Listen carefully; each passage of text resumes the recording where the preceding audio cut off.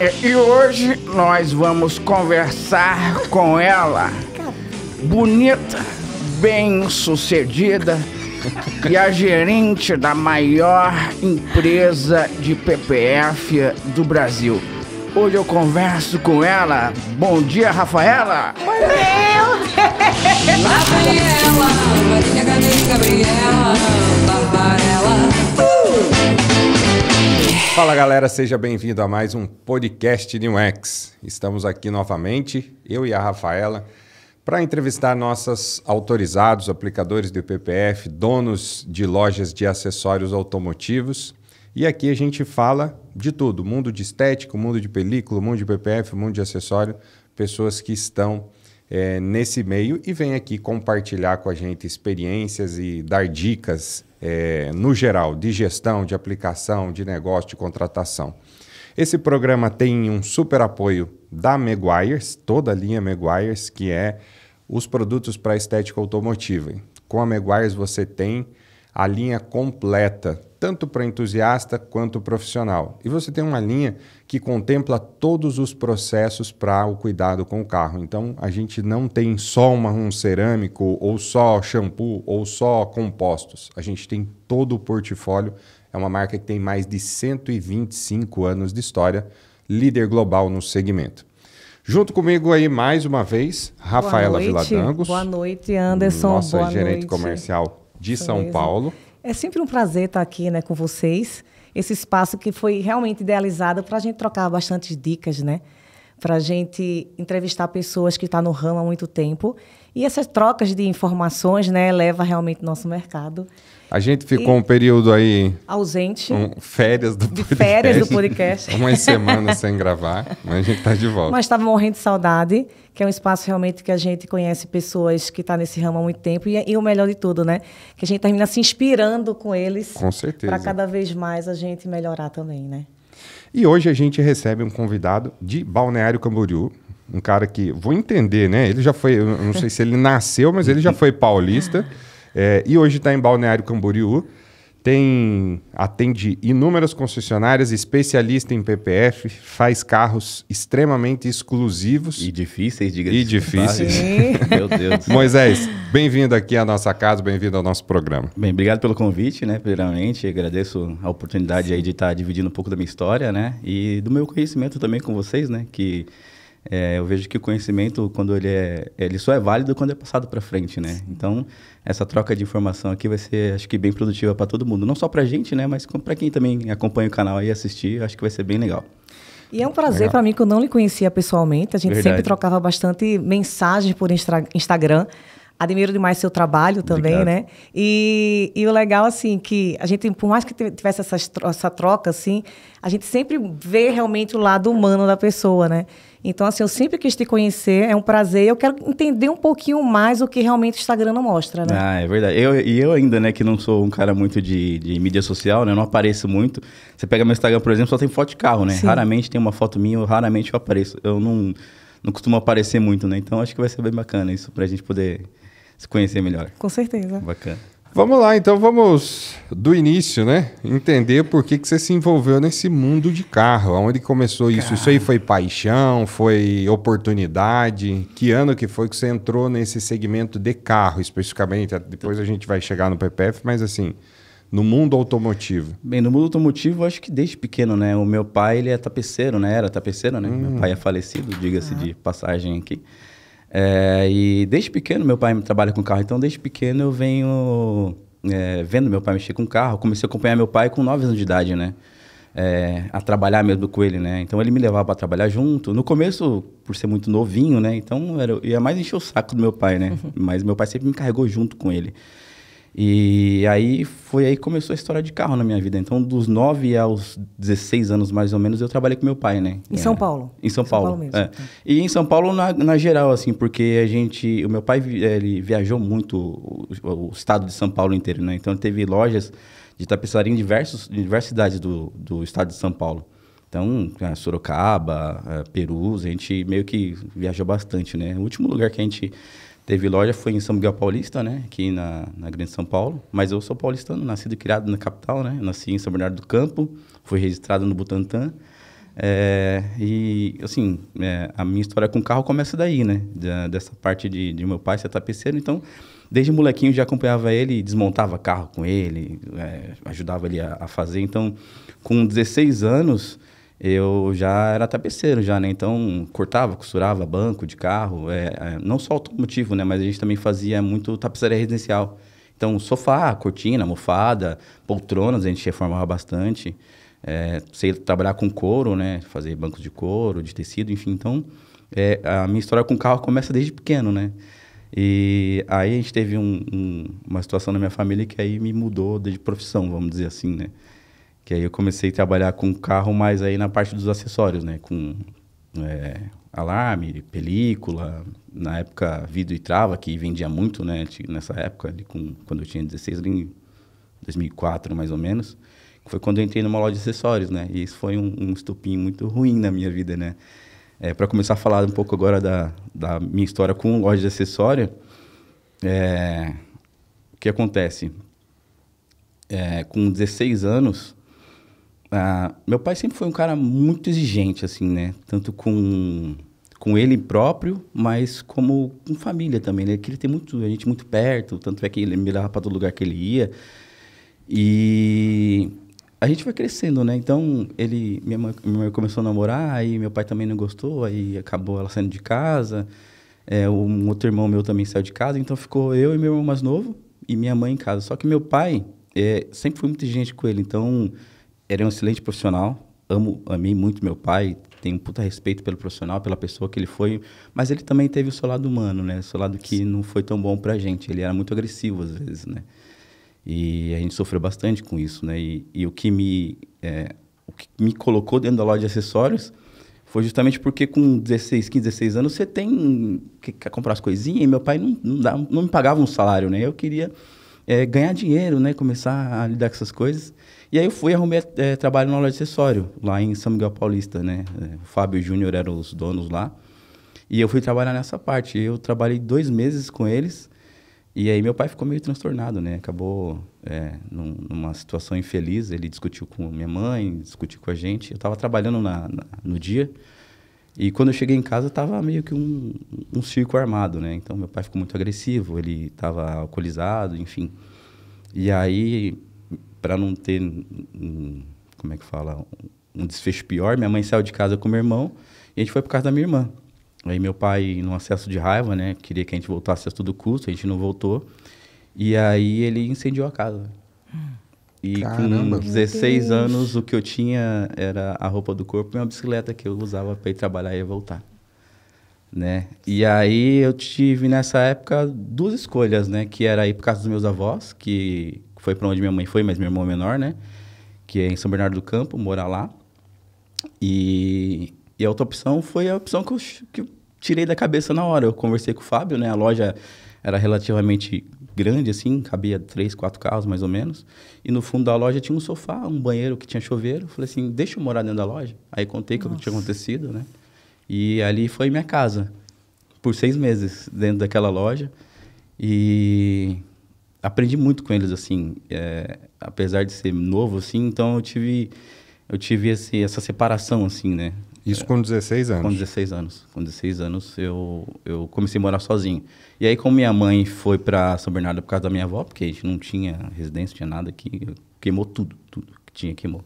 Foto, roupa, móvel, tudo por água abaixo ali, né? E aí, depois disso, eu comecei a morar lá, né? E comecei a aprender a aplicar película. Então, o que eu fazia, né? O que me deixou tão alucinado com esse negócio de acessório e que me deixou também muito bom nessa parte de trabalhar foi que quando a loja fechava, eu limpava a loja e se tinha carro lá para fazer, eu ficava treinando nos carros. E aí o Júnior falou assim, ó, tem uns retalhos de película aí ele me passava mais ou menos como é que era e eu ficava treinando a noite inteira. Aí só parava para dormir e comer, né? E abria a loja às 8 horas da manhã do outro dia. Trabalhava o dia inteiro normal, a loja fechava e os carros que ficavam dentro da loja eu já ia fazendo. Se tinha um alarme, eu já ia lá fazendo alarme, estação de alarme. Se era um outro tipo de serviço, eu já ia fazendo. E o Fábio, ele sempre foi muito técnico, né? Ele gostava de saber o porquê cada coisa era do jeito que era. o tipo de ligação, o tipo de madeira. A gente fazia muito caixa de som na época, né? Naquela época do Velozes e Furiosos, né? Pô, era bem essa virada aí. Então, cara, o acessório bombava muito nessa época, né? Então, ele começou a me passar tudo. Ele fez muito curso no Sinai, ele passava bem técnico mesmo, né? E eu não tinha nada para fazer, ficar estudando aquele negócio. Na época, não tinha direito quase à internet, né? O celular também estava começando a ter uma ascensão do telefone, não é que nem hoje, né? Que você tem na palma da mão com um computador, né? E eu ficava estudando aquilo ali, pensando de como podia melhorar e tal, e fui aprendendo. E aí eu trabalhei bastante tempo com eles, né? Em São Miguel. E depois disso eu comecei a rodar umas lojas, porque eles venderam a loja, né? Depois de uns anos. E aí eu já fazia tudo já na loja, né? Aplicava, atendia cliente, fazia som, fazia caixa de som, porta-mala personalizado.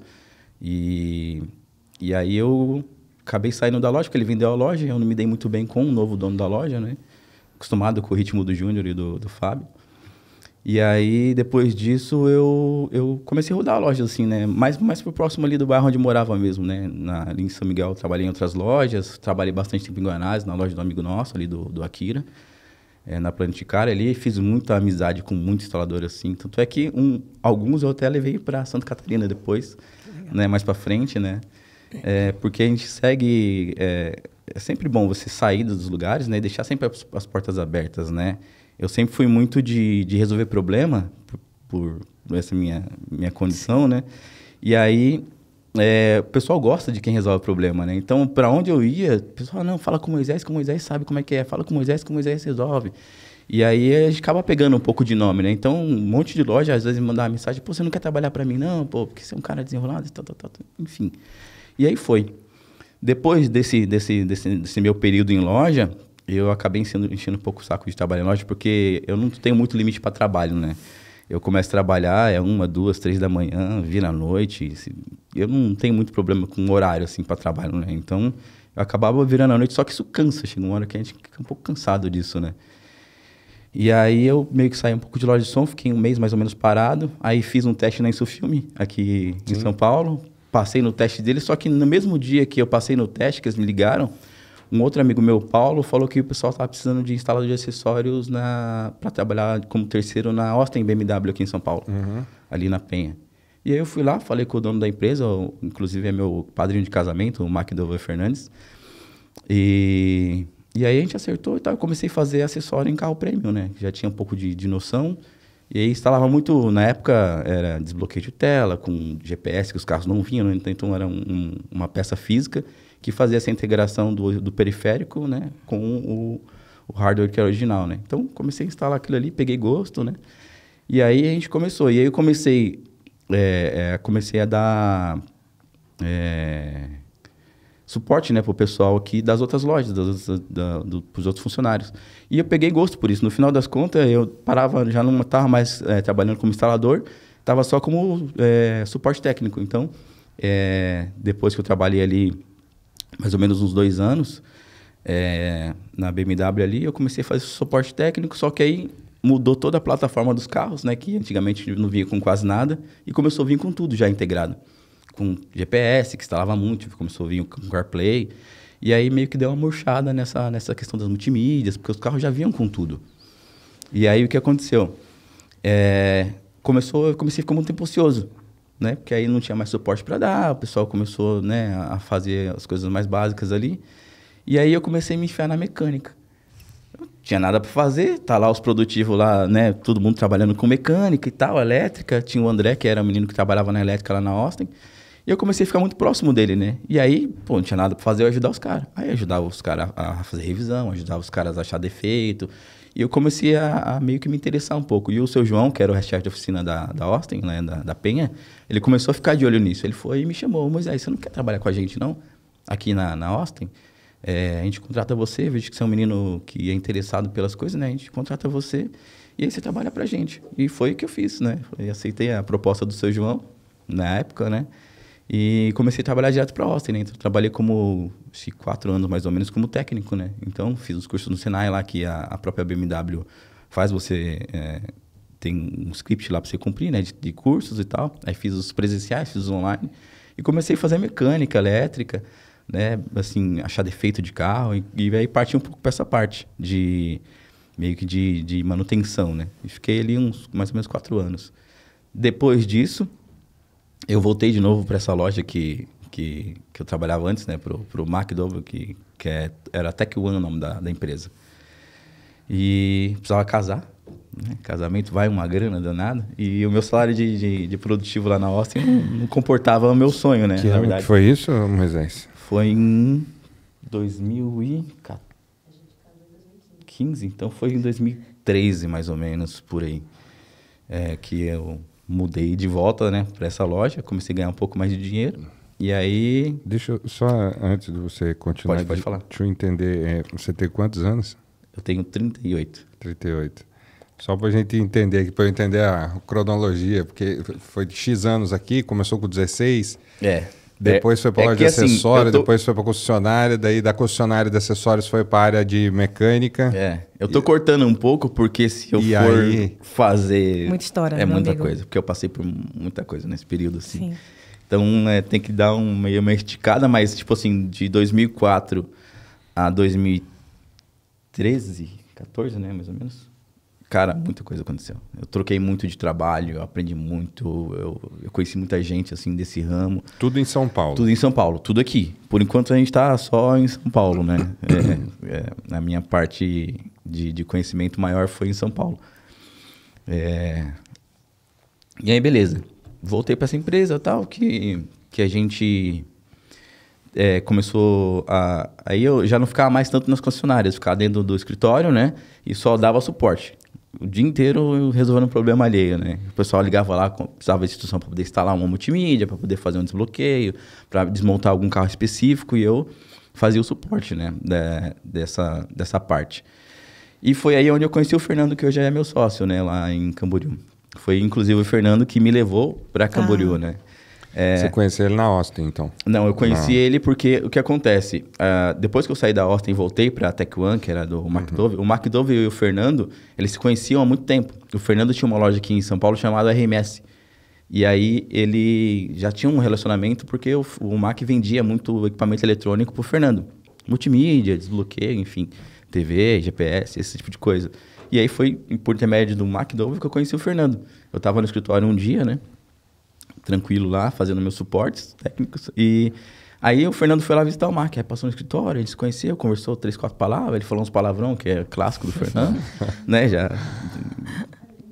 A boca dele é limpinha. Brincadeira. Então aí a gente teve o primeiro contato ali, beleza. Só que acontece, eu dava muito suporte pro Fernando, pros funcionários do Fernando aqui embaixo, né? Porque sempre atendia concessionária, Jeep, Mercedes, e aí tudo que tinha que fazer, às vezes, precisava de um suporte, né? E o pessoal dele ligava muito para mim. E isso chamou a atenção do Fernando. Falou assim, pô, tudo que a gente fala que esse cara resolve. E aí ele resolveu me oferecer uma oportunidade de emprego, né? Falou assim, pô, você não quer vir para cá, para baixo, não? Aqui é bom de morar, a cidade é bonita, não sei o quê. Você é um cara que vai se dar bem aqui embaixo. E na época eu falei, assim, eu até queria aceitar, mas, pô, o Mac e o Fernando, eles sempre foram muito próximos, né? Eu falei, mas isso vai dar uma puta merda, velho. Isso vai arrumar encrenca pros dois, enfim. E aí deixamos isso meio que no gelo. Minha mãe, depois do meu pai falecer, enfim, e acontecer essas coisas na vida dela, ela arrumou um namorado e foi morar no Sul.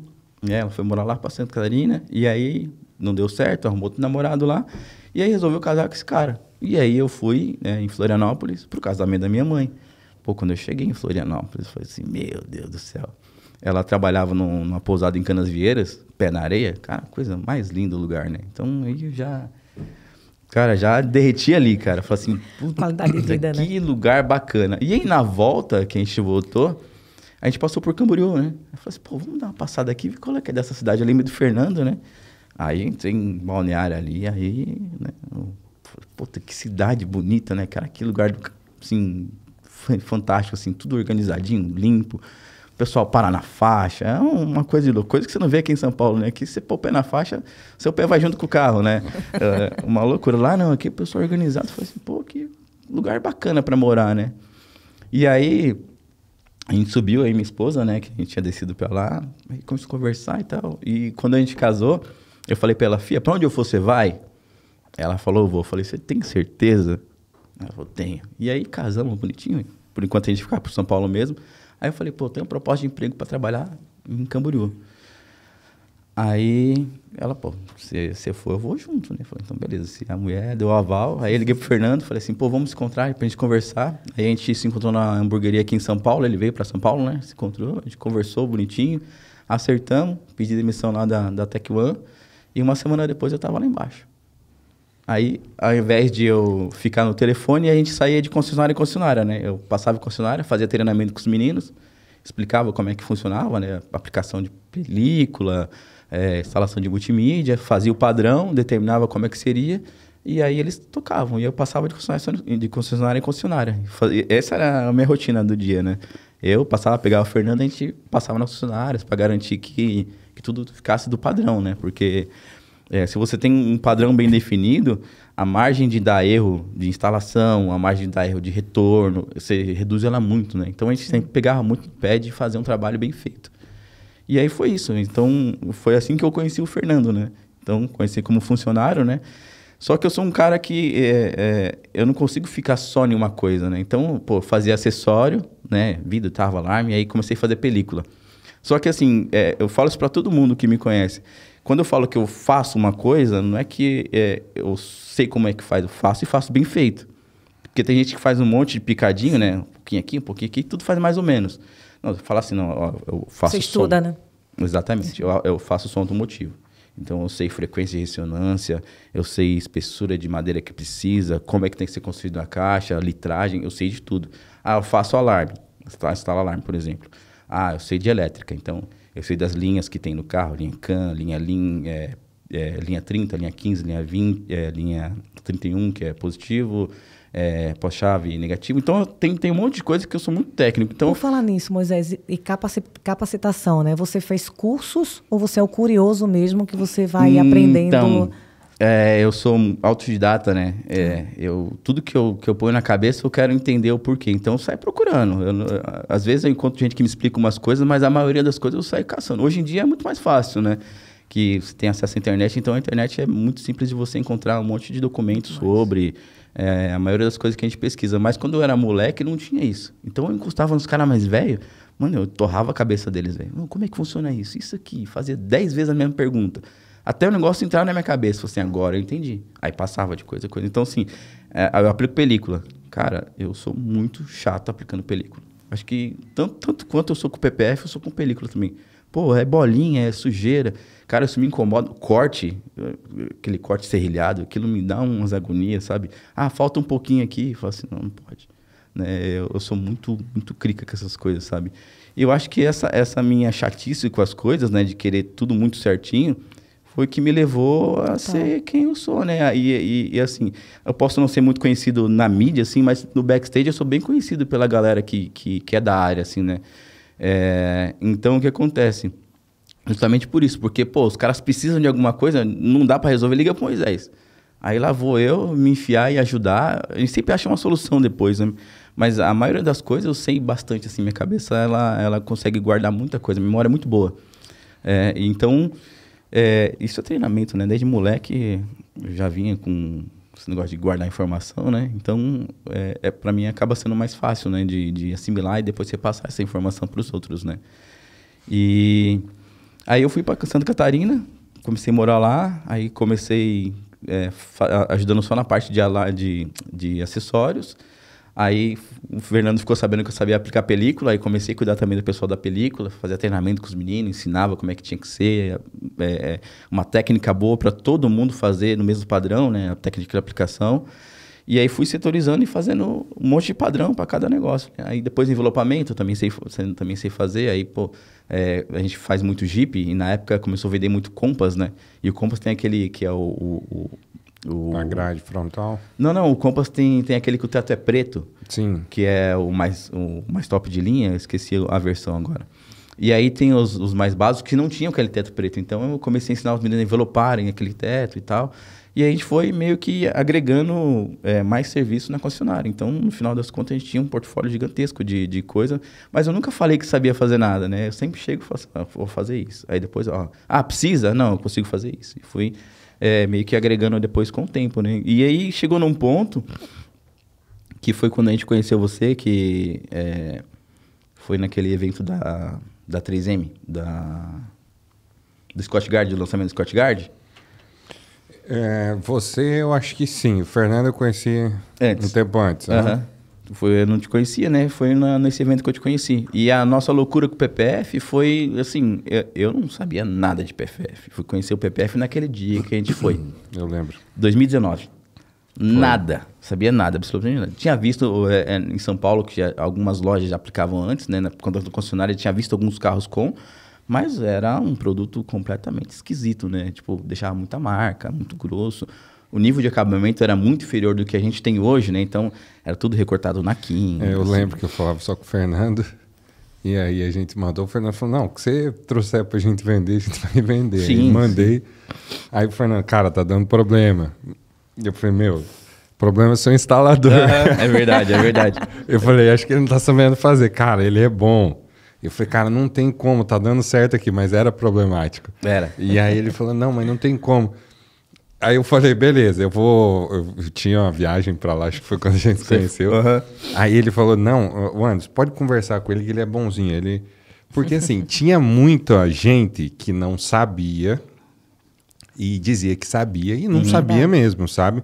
E aí você queria falar, cara, a gente vai levar um técnico, vai te dar um curso. Eu falei, não preciso de curso, não preciso de técnico. E ainda tem bastante gente assim, né? Tem muita gente assim. Mas aí o Fernando falou, não, mas ele é bonzinho, ele não é assim, ele realmente é esforçado, você pode vir aqui, o que você falar. Aí eu falei, beleza, aí a gente encontrou. Aí o Moisés falou, ó, já fiz esse teste, já coloquei assim, já fez assim. Eu falei, cara, não tem condição. Ele falou, você quer ver? Aí ele pegou um pedaço do material numa parte reta do carro, assim. Aí espatulou. Ele falou, faz aí. Aí, tipo, passava assim, marcava o material inteiro. Ele falou, tá vendo? Eu tô falando que não é problema de aplicação. É, isso aí. E aí, assim, a gente conheceu ele, a gente comprou uma bobina lá pra eu entender como é que o material funcionava. Eu tirei um método do material e fiz de tudo com esse material. Toquei fogo, joguei álcool. Eu queria entender o limite do material. Estiquei, coloquei peso, coloquei mostarda para ver quanto manchava. Eu sou meio doente, né? Eu queria entender até onde eu podia levar o material. Por isso que quando o Anderson falou, eu falei assim, não, eu já testei de tudo. O negócio é que o material... Você já estava com muita propriedade para quando ele chegasse, exatamente. Né? Já você... Porque aconteceu, a gente pegou 3 carros para fazer. Uma C63, coisa fácil de fazer o para-choque da C63, ainda mais que o Scott Guard da 3M, porque aquele material era espesso demais. Não, assim, o material não era ruim, é que assim, era difícil trabalhar com o material. E aí o que acontece?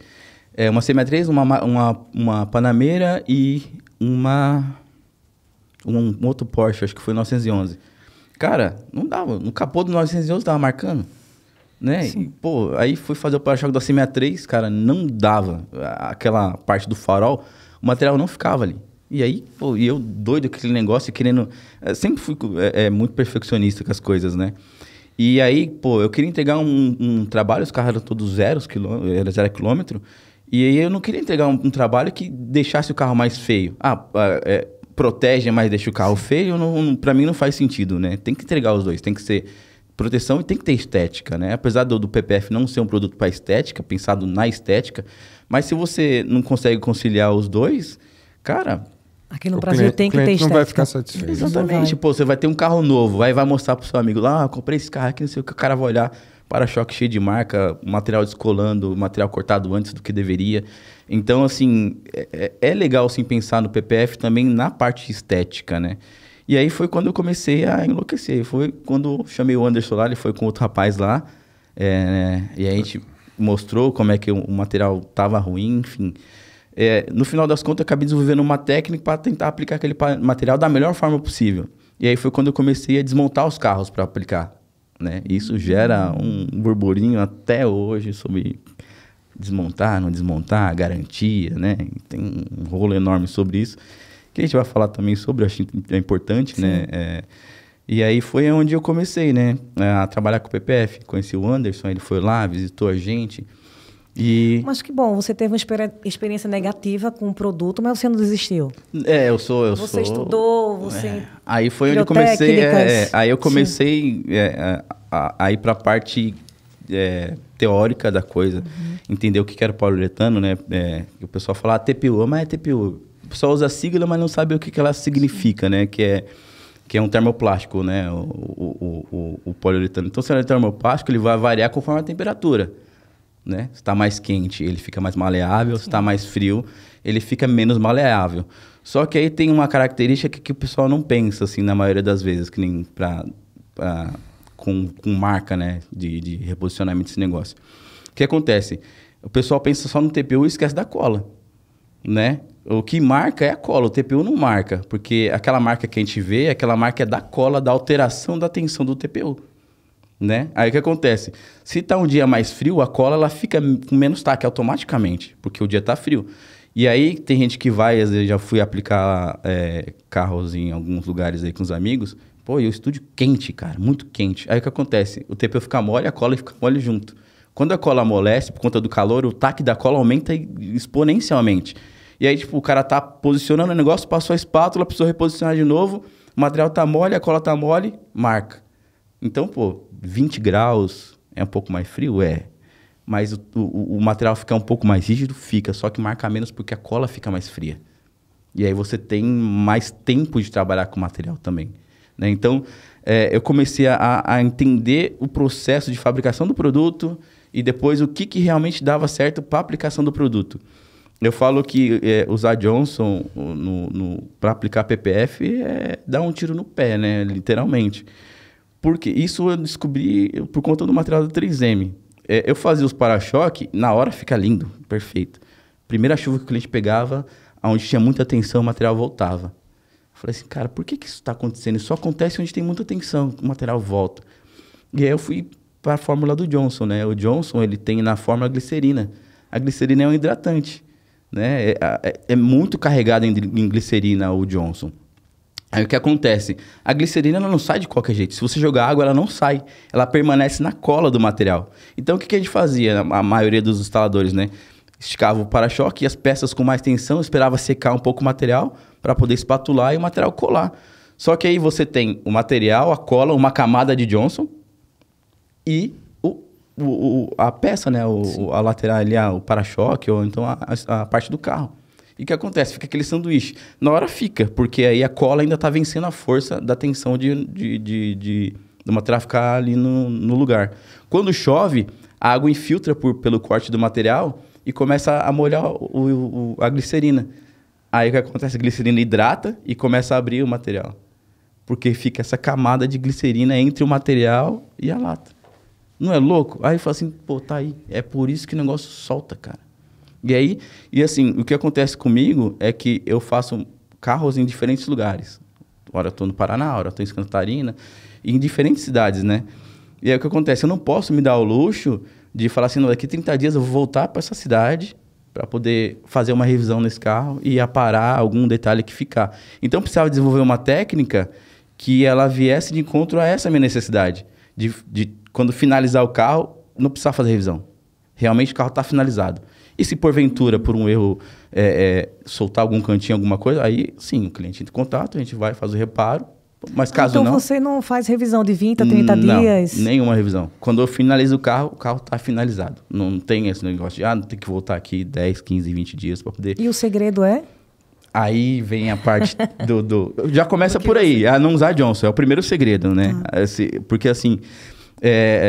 apesar de ser o produto que a galera mais usa, você vai ter um monte de problemas gerados por isso. A glicerina, ela não é fácil de diluição em água, né?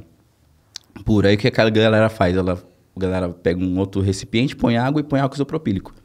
O álcool isopropílico ele ataca a glicerina, então ele acaba quebrando a molécula da glicerina. E aí realmente dá mais taque no material, porque a glicerina ela acaba decompondo ali com essa reação química. E o que acontece? Só que o problema é que o álcool isopropílico ele é muito forte e ele ataca a cola. Aí você gera um outro problema, que é se você, mesmo em pouca quantidade, mas quanto maior a quantidade de álcool isopropílico, mais você agride a cola do material, o adesivo do PPF. Aí o que acontece? Na hora ele cola e depois ele começa a esticar. A cola fica mole. Ela perde um pouco da capacidade de aderência, né, com o tempo. E aí você gera um outro problema.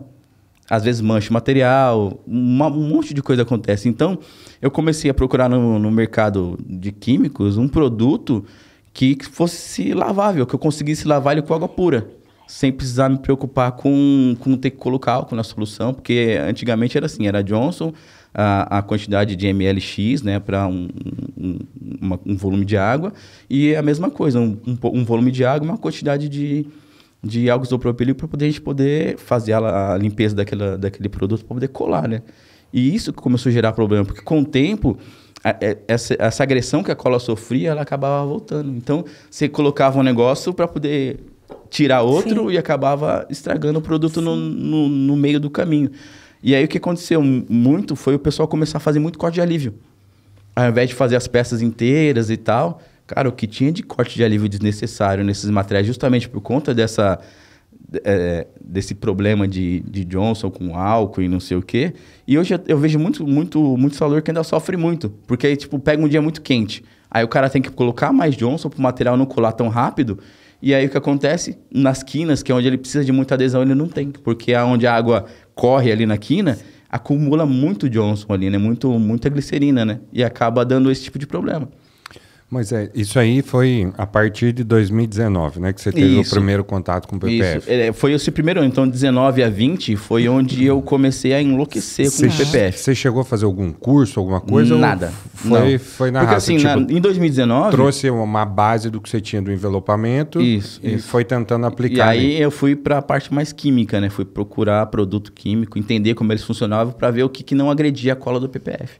Né? Porque a cola do PPF ela é a base de solvente. E a parte de tensão, elasticidade, essas coisas, tudo foi na prática. Na prática, tudo tentativa e erro. Né? Então, na raça mesmo. Na raça. Aproveitando esse gancho, você que vinha de aplicação de envelopamento para o PPF... Completamente diferente. Por favor, fale um pouco mais sobre isso. Você tem dois tipos de produtos diferentes, né? Vamos falar grosso modo... apesar do poliuretano ser um termoplástico, ele se comporta como uma borracha, né? Ele é muito elástico, né? E o envelopamento não. O material do envelopamento é um plástico rígido, né? Que ele é termorretrátil, é diferente. O TPU, apesar dele ser um material que ele altera com calor, ele não é retrátil. O envelopamento é um termorretrátil, então ele é um produto que se você aplica calor, ele geralmente encolhe. Né? Mesmo o calandrado ou o cast, são dois tipos de materiais diferentes, eles têm essa característica de encolher com calor. Como película também, né? É muito parecido assim, o tipo de produto, né? E assim, a aplicação dos dois são completamente distintas. Não tem nada a ver um com o outro, né? O PPF se aplica de um jeito e o envelopamento se aplica de outro. Mas o que eles se encontram é no acabamento. O acabamento do PPF e do envelopamento, se você é um cara que já faz envelopamento, no acabamento você se dá bem. Porque assim, dobrar coisa, esconder recorte, né? Ter a mão leve no estilete. Ter a mão leve no estilete, exatamente. É uma coisa que ajuda muito o cara que, tipo assim, sou do envelopamento, quero fazer PPF, vai se pegar um pouco com essa parte de tensionamento, de posicionamento de material, mas depois que ele entender isso, cara, ele vai estar disparado muito fácil na frente do pessoal, porque já tem costume de trabalhar com estilete e costume de fazer acabamento, né? Então, fica mais simples pro cara que já é do envelopamento, né? Começar a aplicar o PPF, muito mais fácil. Mas pegando já essa linha, depois a gente volta aqui para as coisas da história, mas já falando do PPF que você entrou, até o lançamento da New X, você acabou experimentando vários materiais, fazendo um monte de teste, que aí depois não adaptou. Eu lembro da marca que a gente estava trabalhando, e aí depois eu saí, você continuou testando vários materiais. E aí chegou a New X, eu mandei material para você testar. Sim, sim. Antes da gente lançar, você foi um dos que falou que não tinha nada para ajustar. Me fala como é que foi a tua experiência depois da chegada da New X, o que esse material tem de diferente, o que você se adaptou tanto, que até então, Rafa, ele fala para mim que ele é 100% New X. E eu falei para ele, verdade. Eu encontrei ele esses dias, eu estava viajando, aí por coincidência a gente estava numa mesma cidade, no Rio Grande do Sul. Verdade. E aí ele falou, você tá aqui na cidade? Eu falei, vamos tomar um vinho. Eu falei, cara, você tá 100% New X. Ele falou, Anderson, confia em mim. Eu falei, tá bom. O Anderson, eu conheci ele hoje, mas eu tenho certeza que ele é 100% New X. Porque ele é exigente e não tem material como a New X. Eu trabalho com vocês desde quando vocês começaram. Desde o lançamento. Né? Então, Eu vi... Me conta como foi mesmo assim, sua experiência com os outros materiais, até para quando chegar no UX você dizer, putz, esse aqui é bom mesmo, porque tem essas características que o PPF de qualidade tem que ter. Hoje em dia, você tem diversas marcas no mercado, né? Enfim, um monte de gente fazendo muito de besteira. E lançando muitos também. Mas quando a gente começou, não tinha tanta marca assim, tanta variedade de produto no mercado, né? Tem bastante produto, assim, no mercado, muitos produtos bons. Não dá para falar também que eles são ruins, né? Porque aí seria ser injusto com os outros produtos. Mas o que acontece? Custo-benefício. Um produto excelente, com preço justo, e um produto que você tem um padrão desde quando a gente começou a trabalhar com vocês. Cara, obviamente que de lote em lote tem a variação. A gente não é bobo, né? O fabricante ele tem uma margem de variação do mesmo produto, né? Cara, eu acho que nunca peguei uma bobina com uma variação gigantesca. Pequenas variações, mas nada que mude. Então, isso foi um negócio que eu falei, pô... Se desde quando a gente começou a trabalhar com a NewX até hoje, você tem um produto que é padrão, por que você vai trocar? Porque assim, qual o problema? Eu trabalhei com uma marca que eles traziam um produto pro Brasil, excelente produto, muito bom, preço justo e tal. Só que aconteceu, o produto o fabricante teve um erro lá e acabou ficando sem o produto no mercado. E aí me mandaram outro produto e não me avisaram nada. Você entendeu? Aí quando eu cheguei e usei o produto, na hora que eu peguei o material na mão, que se acostuma, né? A gente que trabalha com isso todo santo dia, você pega o material na mão, você sabe que não é o material que você usa. E aí eu peguei o material na mão e falei assim, que esse material tá diferente. Fiz o carro, apliquei, falou que era material, no final das contas, deu problema no carro. Em 3 meses o carro amarelou. Caraca. E aí? Bom, um produto que é de 10 anos amarelar em 3 meses, tem alguma coisa errada. Eu liguei pro fornecedor, ele falou, pô, colocamos, fizemos aí, infelizmente não tinha, a gente queria te atender e acabaram mandando gato por lebre, né? E aí eu fiquei extremamente chateado com isso, porque, cara, é um processo de confiança, né? Quando a gente fala com vocês, eu sei que vocês são um pessoal sério, porque se desde quando eu comecei a trabalhar com vocês, teve o mesmo padrão, é o mesmo material... Então, eu sei que vocês são confiáveis. Cara, eu nunca tive um problema com faltar material. Isso é importantíssimo, porque, cara, a gente não... O nosso mês, ele varia, né? Às vezes a gente atende muito cliente, a gente atende pouco. E aí, quando você pede muito material, corre risco de às vezes, não ter o material, né? E vocês, cara, sempre tiveram um estoque muito bom de material. Então, a gente nunca ficou na mão. O Klaus, que está aqui, não deixa a gente mentir. Teve uma vez que eu precisei do material, a gente se encontrou no posto de combustível, foi me entregar o material às pressas lá. Cara, não adianta. Não é só o produto em si, o produto é excelente, cola boa, bom reposicionamento, é um produto fácil de trabalhar. A memória de tensão dele, o que acontece? Boa, vá. Eu sou meio maluco. Adoro, tô adorando, muito técnico, tô aprendendo muito, Moisés. Quando você tem um bom TPU, um TPU de boa qualidade, a elasticidade, ela é temporária. Então, o que acontece? Como ele é muito bem construído, você estica ele, né? Ele vai esticar, vai abrir a trama. E a força do material, uma hora ela cansa, ela fica, né? Você tem TPU de baixa qualidade, ele tem uma trama muito alta. Aí você estica, ele já chega no limite muito rápido. Então, o que acontece? A força dele de voltar é muito fácil, né? Aí o que acontece? Você não tem uma boa maleabilidade, o material não molda direito. Aí você estica lá, na hora ele fica. E aí, com aquele monte de problema que eu já expliquei antes, depois ele vem voltando, porque ele já está tensionado no limite. Porque o material não tem uma boa construção.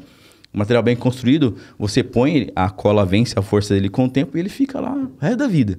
E aí, você tem essa confiança de que não vai ter problema posterior, né?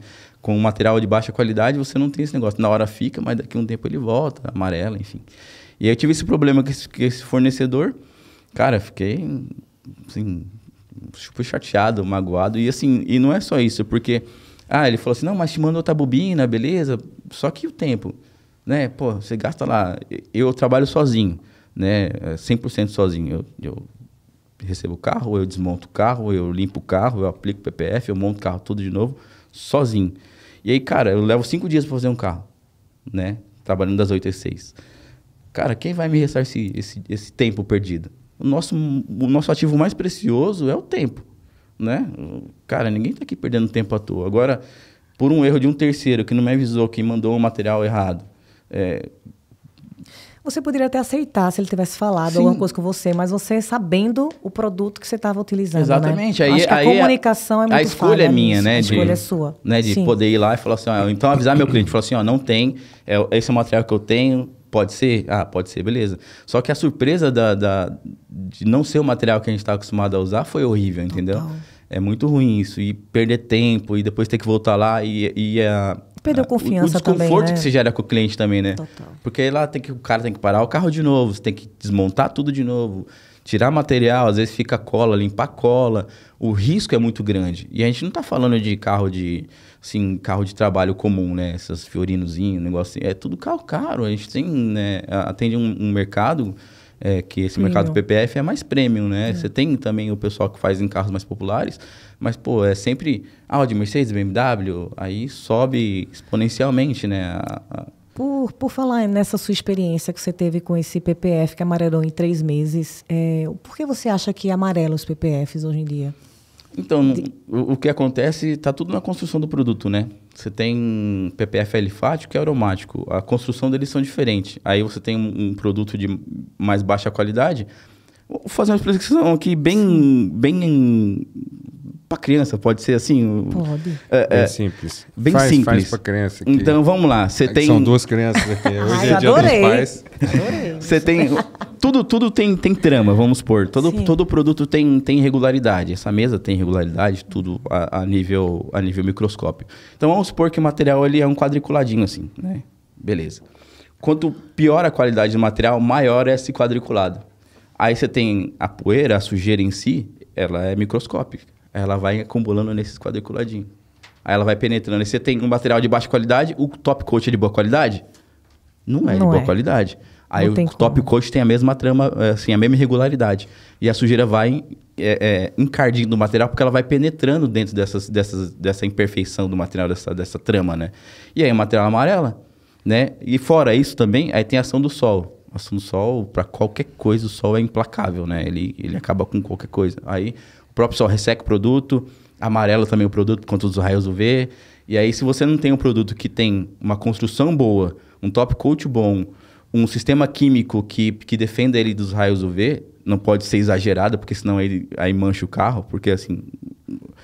Isso é um negócio que para fabricar PPF, o cara tem que ser um cara muito inteligente. Porque assim, se você tem um produto que para não amarelar, ele tem excesso de filtro UV, aonde você aplica o produto, a parte de baixo do produto não recebe radiação solar. Então aquela tinta ali, o verniz, ele não vai sofrer nenhuma agressão. Só que se eu faço um frontal num carro, por exemplo, carro branco, e aí fez o frontal, aquele produto não amarela a parte de baixo da lata, né? Só que o resto do carro não tem proteção. Aí vai sofrer a agressão do tempo. Aquele verniz vai mudar a coloração, é normal. Todo verniz muda, todo carro muda a coloração. É padrão. Toda a pigmentação com o uso, ela vai mudando de tom. Não tem jeito. Por isso que o pessoal, quando vai pintar carro, precisa acertar o tom do carro. Porque a ação do sol é implacável com tudo. E aí o que acontece? Se você tem muito filtro UV no PPF, a pintura que está protegida não vai amarelar da mesma forma que o original. Quando você tirar o PPF, o carro tem 2 cores. Não é louco? Então, assim, quem pensa nisso, ele pensa na quantidade de UV certo. Para quê? Para quando precisar retirar o material, a coloração do carro esteja parelha. Tanto a parte onde não tem, como a parte que tem PPF. Então, assim, tá vendo quanto trabalho que dá? Por isso que o produto, às vezes, fala assim, mas o produto é caro. É caro, mas por quê? Olha o tanto de tecnologia que tem envolvida. Quanta gente parar para pensar nesse monte de detalhe. E aí você vai falar para mim que um produto de 2, 3 mil reais a bobina... Sim. É um produto que o pessoal parou para pensar nisso? Não é, cara. É um produto que é genérico. É fazer só para falar assim, não, é um poliuretano e que você põe lá e é um PPF. E não só isso, né? Isso quando é poliuretano, quando é aquele produto híbrido, que tem plástico na composição. Enfim, aí a gente alta numa seara muito... Tem barato que sai caro, né, Moisés? Todo barato. Todo barato. Eu sempre uso a mesma explicação para esse cenário. Você tem num Kwid os mesmos materiais que você tem no Rolls Royce. Concorda comigo? Concordo. Você tem metal, você tem espuma, você tem tecido. Qual que é a diferença? A diferença é o empenho que teve do cara para fazer um Rolls Royce e o empenho do cara para fazer um Kwid. É mais barato, por quê? Porque não teve tanto empenho em usar aqueles materiais para fazer um produto melhor.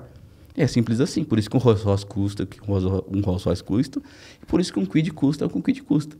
Né? Então, assim, pô, você quer qualidade, quer um produto bom, não sei o quê, cara, você tem que pagar o preço. Porque teve muita gente que parou a vida deles para poder desenvolver aquele produto. Isso. Né? Então, é que nem uma Guards. É todo produto que tem um renome no mercado, não é só porque... Muito estudo, né? É muito estudo, muita gente, muito técnica, teste, muita coisa que deu errado. Porque muito tudo que dá investimento. certo um dia é porque, cara, os caras ficaram insistindo naquele negócio ali até agora, sim deu certo. É que nem a técnica que eu tenho para aplicar PPF. Cara, o quanto de PPF eu já gastei, literalmente gastar, para poder entender o Pra se produto. tornar quem você é hoje. Exatamente, para poder entender o produto, para poder falar assim, não, eu sei até onde o produto vai, agora é minha parte, agora eu vou estressar ele até onde eu sei que ele vai, para entregar o melhor produto, para entregar a melhor aplicação para o meu cliente. Né? Tem um exemplo disso, tem 3 carros que eu amo e detesto, né? que eu fiz, que são as minhas paixões, mas são os meus demônios também, né? Que é a McLaren P1, carro extremamente difícil de fazer, a LaFerrari, LaFerrari, extremamente difícil de aplicar, e a campeã de todas, que é a Ferrari SP3 Daytona. Cara, é um carro que todas as peças, não tem uma peça que você vai falar assim, não, essa peça é tranquila de fazer. O carro inteiro é difícil, inteiro difícil. E além disso, a quantidade de um super esportivo, né, de peças que são super esportivas, é gigantesca, cara. Esses dias eu fiz um extrator traseiro, que fica embaixo ali do para-choque traseiro, de uma 488 pista, tem 32 peças aquela joia, para poder fazer só o extrator do para-choque.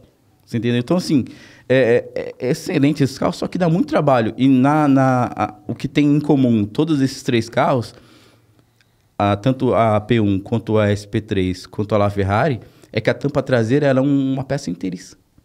Não tem peça separada. É uma peça inteira, é uma coisa só. Aí, ó, um exemplo. A medida da tampa traseira da P1 é 2 metros por 3. Então, você tem uma peça só de 2 metros por 3 envolvendo o carro inteiro. LaFerrari igual e SP3 igual.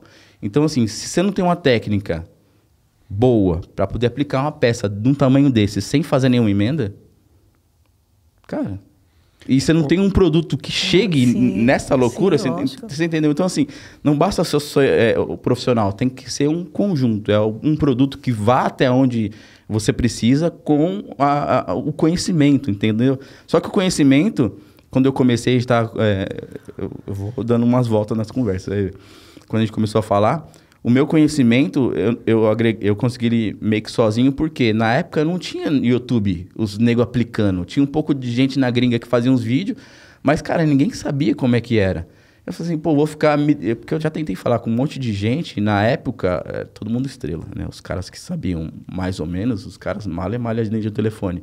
Eu liguei para uns caras, comecei a receber uns não, os caras não queriam falar nada. Eu falei, quer saber uma coisa? Vou me virar. Aí comecei a pesquisar, entender a fórmula das coisas, entender como é que o produto era fabricado, como é que a cola funcionava, e comecei a enlouquecer nisso.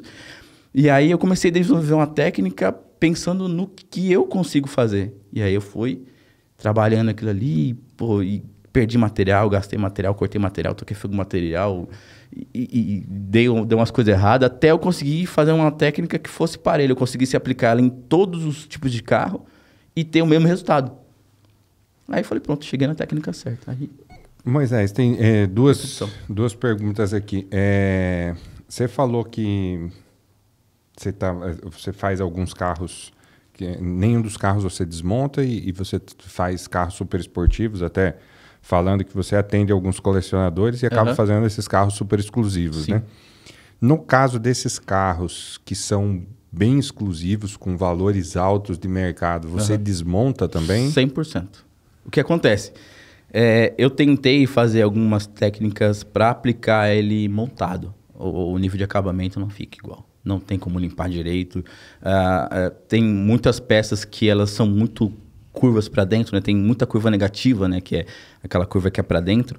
E você não tem acesso para puxar o material. Aí você tem que abaixar ele com a mão, passar a espátula, ele gera uma marca de reposicionamento. Porque ele não vai colar na hora, ele vai levantar, aí você passa a espátula de novo até ele colar.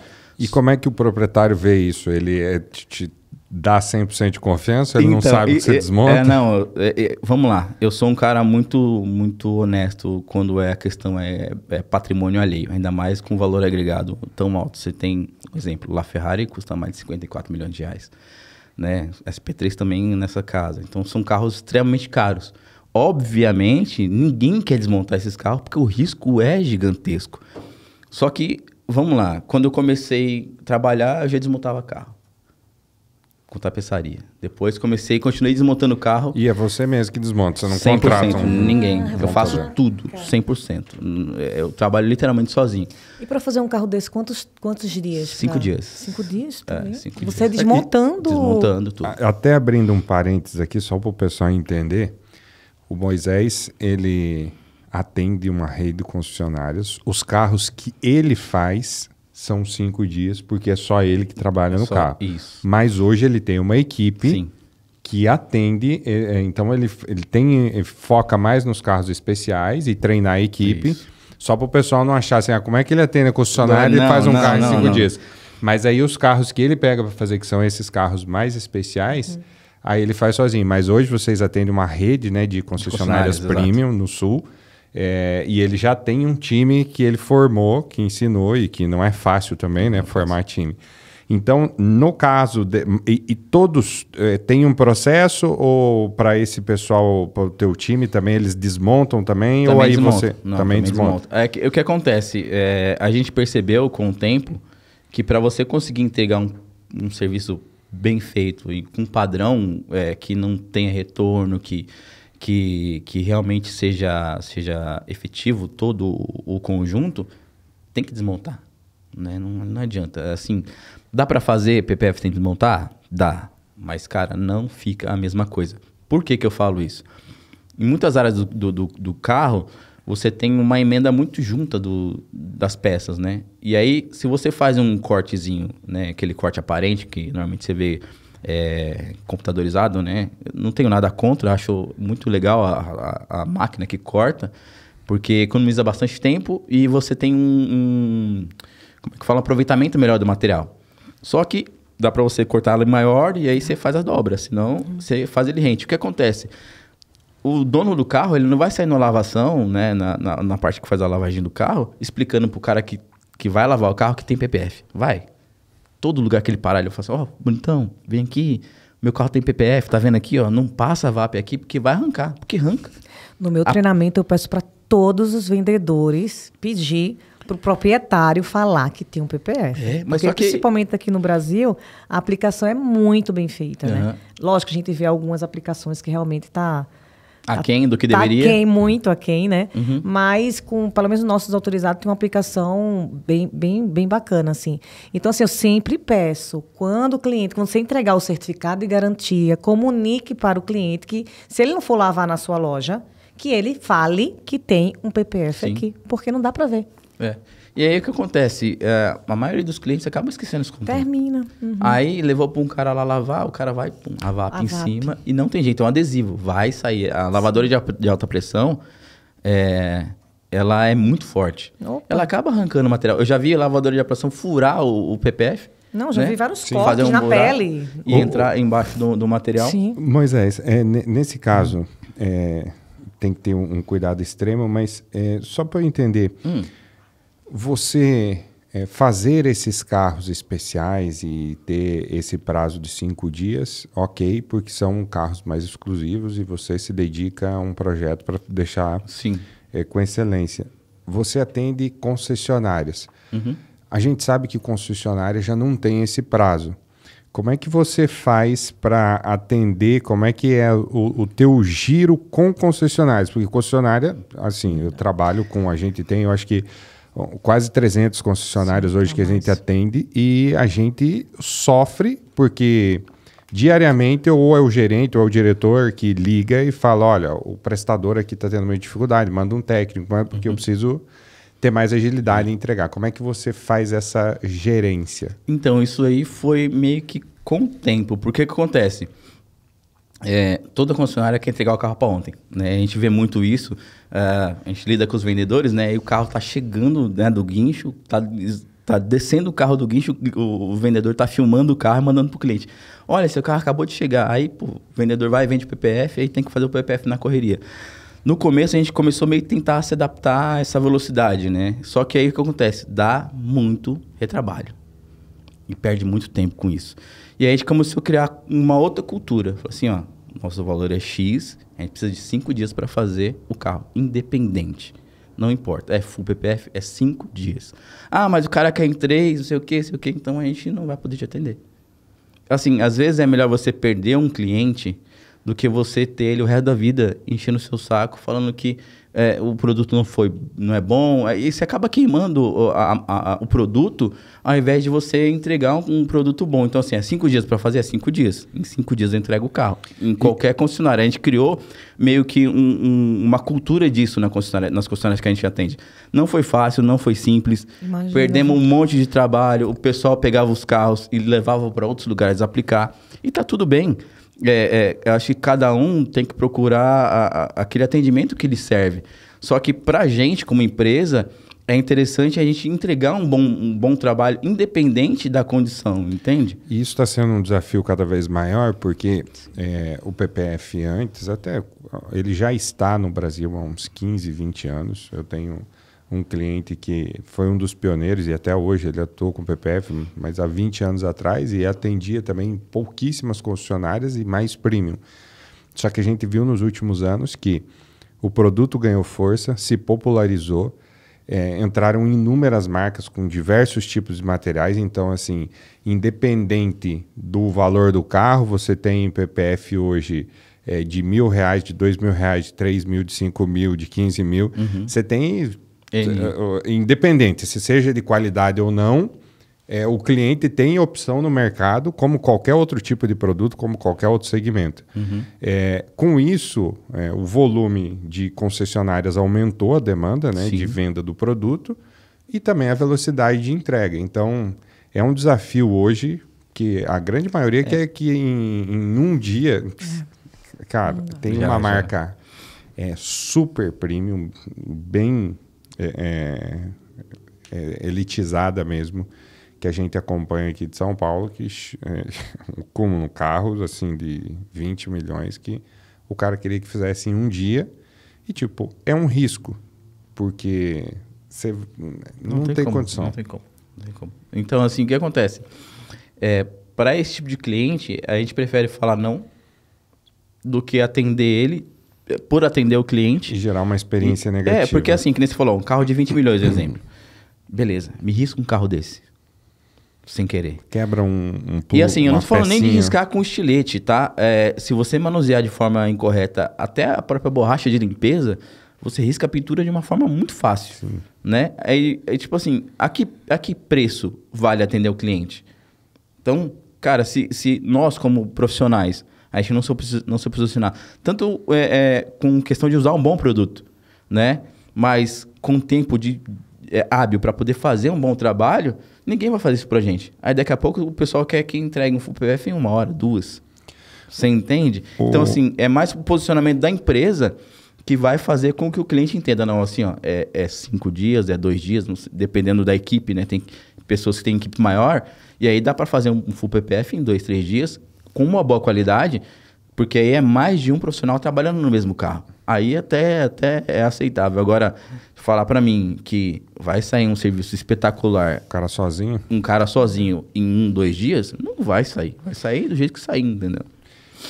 O que você enxerga hoje no mercado de erros mais comuns que você vê assim, nas aplicações de PPF? De erros mais comuns... cara, essa é uma seara complicadíssima, porque assim, o primeiro erro que eu vejo é nos instaladores em si, né? O primeiro erro é que assim, os caras fazem um curso genérico, né? E é um pouco de culpa de quem ensina, né? Porque aí o cara vai lá e explica como é que faz um PPF, né? Você puxa aqui, estica ali, passa esse pau, tá pronto. O cara que fez o curso acha que todo carro vai ser igual àquele. E esse é o primeiro erro, porque assim, ali é só uma introdução básica, cara. Cada carro, é um posicionamento diferente, é um tensionamento diferente. Grande parte dos para-choques você não precisa tensionar. Isso eu falo pra um monte de gente, o pessoal me chama de doido, porque o que você vê hoje em dia no mercado da negada ensinando, um segura de um lado, o outro segura do outro, estica o material até o limite, espatula e tchau, obrigado. Cara, você tem um monte de problema com isso. Primeiro, você estica o material demais, você afina o material. Aí o material que tinha 180, 200 micras vai para 100 micras. Já não protege igual. Você afinou o material, quem afina junto é a cola. Loucura, né? Aí a cola afina junto com o material, perde ataque. A força de adesão da cola no para-choque, um exemplo, não vai ser a mesma do que se ele tivesse estoque, se ele tivesse sem tensão. Então, assim, não é tensionar até o limite, é tensionar o necessário para o tipo de aplicação. Para-choque de Mercedes, tem um monte de para-choque de Mercedes que eu faço sem tensão nenhuma. O para-choque sim, que o pessoal tem muito medo, que é o para-choque da M3, aquela boca gigantesca, aquilo ali eu faço completamente sem tensão nenhuma. E eu vejo um monte de gente aplicando, os caras puxam o material até o limite para poder ele chegar na dobra ali e fazer aquela parte de cima. E é falta de técnica. Então, o primeiro erro que eu vejo muito comum é que o pessoal faz um curso e acha que já sabe tudo. Se qualifica, né? Cara, eu tô, sei lá, 6 anos no mercado, né? De 2019 até agora, uns 6 anos mais ou menos. E eu sou um cara completamente maluco de tentar aprender as coisas e ainda não sei quase nada, cara. E esses Imagina. 6 anos você ficou dedicado, eu acredito, pelo que eu acompanhei, só com PPF, né? Não, não, só com PPF uns 2 anos, né? Porque a operação ainda, eu tocava a operação inteira lá ainda, de ajudar os meninos, de estar na concessionária. Então, assim, e o nosso volume de PPF ainda era pequeno, né? A gente começou a ter mais volume um tempo depois, né? Porque até a pessoa conhecer, entender. Aí quando, que assim, a gente acabou gerando uma cultura de ver o trabalho, né? Que assim, falar de PPF, aplicar PPF é normal, todo mundo aplica, todo mundo sabe, não sei o quê. Só que quando vê um trabalho que a gente faz pronto, cara, não tem nada a ver com o que você vê normalmente no mercado. Cara, teve cliente já, uma vendedora que a gente, lá de Florianópolis, a Vitória, ela atende lá a Top Car BMW. Teve cliente de enreumar encrenca com ela porque falou que a gente não tinha aplicado o produto. Do nível de acabamento que a gente chegou. E assim, e não é só aplicar o produto, a gente vai no extremo, assim. O que acontece? BMW, um exemplo, tem muito black piano, né? Nos para-choques, a gente faz todos, sem exceção. É full PPF? É full PPF. Faz maçaneta, base de retrovisor, capa de retrovisor, faz tudo. Então, se é full PPF, é full PPF, cara. A maçaneta importa. Porque, se parar pra pensar, a maçaneta é uma das partes mais protuberantes da porta. Pô, fácil de agredir alguma coisa, bater ali. Aí o cara faz um full PPF e falta um dedinho, porque falta a maçaneta. Ou então faz full PPF e não faz o teto. O teto é o que vai receber mais radiação solar, é o que vai receber mais excremento de ave, é o que vai cair seiva de algum... Você entendeu? Então, assim, beleza, cara. A gente ficou tão nojento nisso que aí quando o pessoal vê o nosso trabalho, aí pronto, fideliza na hora o cliente. Na hora, sabe? O cara fala assim, não, eu mesmo já... eu tenho um cliente que eu já fiz mais de 40 carros. Um cliente. Por quê? Fideliza. O cara troca de carro, ele tem coleção de carro. A gente vai fazendo e o cara não consegue fazer em outro lugar mais, porque sabe do nosso padrão, sabe o que a gente usa, sabe o material que a gente usa. E aí é uma confiança tão grande que, cara, o cara não se preocupa em preço, em quanto ele vai pagar. Logicamente que ninguém é bobo, né? Que vai me dar dinheiro de graça. Mas assim, a gente cobra o valor e o cara entende por que aquilo custa aquilo. Por tanta hora de pesquisa, pelo empenho que a gente tem em desmontar um carro, em cuidar de não estragar nada, em montar o carro. O que acontece muito nas concessionárias, por exemplo, da Mercedes. Às vezes, porque a gente fala dos carros caros para o nosso padrão do Brasil, né? Lá fora esses carros são os carros mais baratos. E o que acontece? Esses carros são carros de linha de produção. Não adianta, é carro que é feito em linha de produção. Então, às vezes vem um pouco desalinhado, alguma coisa fora. É normal pegar esses carros com algum tipo de variação. Como a gente desmonta tudo, a gente já pegou o padrão de que depois que terminar, o que dá para realinhar e deixar mais parelho, cara, a gente já aproveita e já faz isso pro cliente. Vai lá, deixa lá, pronto. Então a gente acaba, às vezes, corrigindo algum erro que passou ali na hora da montagem do carro. Não é legal esse negócio? Então a gente acaba entregando um pouco a mais, né? Moisés, e nesse todos esses trabalhos, tem algum caso que você lembra aí que deu errado, que você precisou improvisar? Tem um caso muito bom, assim, e eu falo isso, é recente, inclusive. Depois de já aplicar inúmeros carros, eu cheguei na 458 especial e aperta. carro lindo, né? Sensacional. E o capô desse carro, ele é arredondado e tem 2 focinhos, né? Parece 2 focinhos. Tem 2 entradas de ar, na verdade, saída de ar, né? No meio do capô. A altura entre uma saída e outra do material tem uns 10 centímetros, assim, né? Nessas 2 entradas de ar que são parelhas. Depois vocês põem na internet, vocês vão ver o que eu tô falando do carro. E o que acontece? Eu fui fazer esse capô e eu sou muito nojento com marca, né? Então eu tenho uma técnica para fazer tudo quanto é capô que tem entrada para não marcar nem nada, né? Então apliquei a minha técnica lá, fui fazer, deu errado a primeira vez.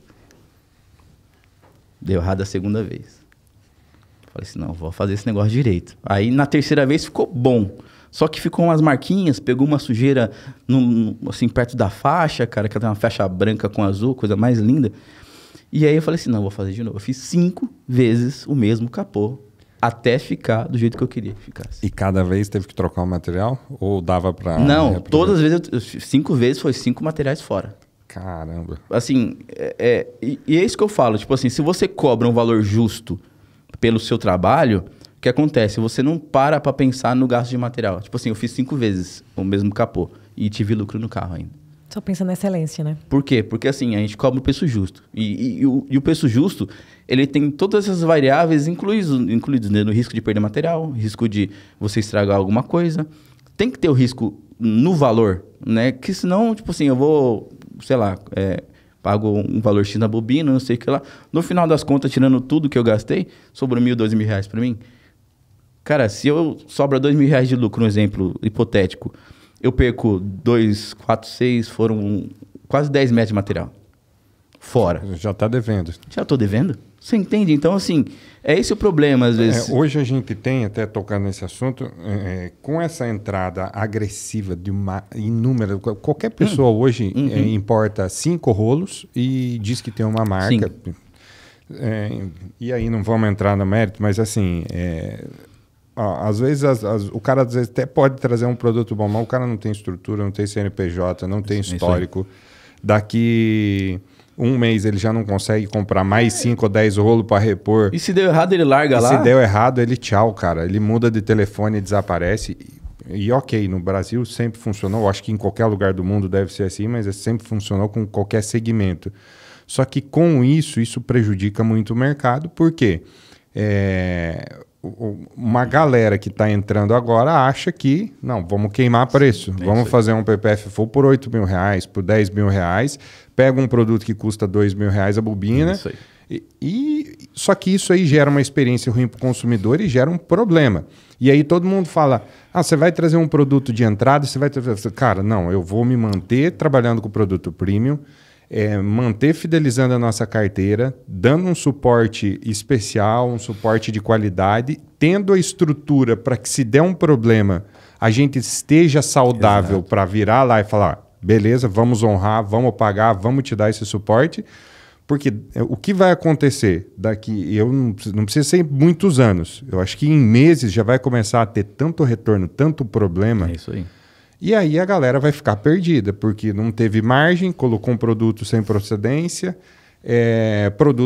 estão queimando o preço, e aí o cara não tem, se perdeu um material, uma aplicação, se perdeu um capô, se qualquer erro que der, quebrou uma presilha de uma porta, um desencaixe, uma maçaneta, já acabou.